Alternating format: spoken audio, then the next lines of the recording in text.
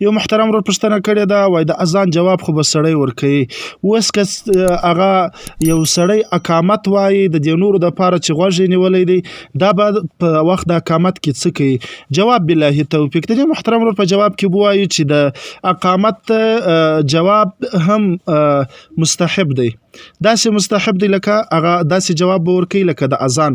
په نورو کلماتو کې چې کومې کلمات د اذان دپاره جواب وي، هغه د اقامت دپاره هم جواب دي.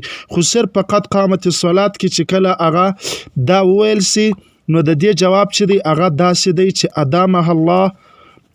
اقامها الله و ادامها. د قد قامت الصلات چې هلته هغه ووایه، نو ځکه دا نور به دا کلمات د دو سره وایي. دا نورو کلماتو سره جواب هغه دی چې هغه د اذان سره ویل کېږي، خو صرف د قد قامت الصلات سره به اقامها الله و ادامها. دا د قد قامت الصلات جواب دی. رد المحتار صفحه 401 جلد اول. فتاوای هندیه صفحه 55 او جلد اول. فتاوای حقانیه صفحه 401 جلد دویم. السلام علیکم ورحمة الله وبرکاته. ملګرو په دې هیله چې ټول به روغ او جوړ اوسئ.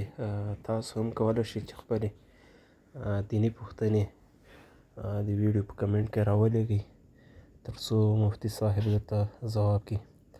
ملګرو زموږ دا پوسټونه تر نور ملګرو د ثواب په نیت شیر کوئ تر څو هر یو مسلمان د دې هر یو مسلې خبر او پوه شي.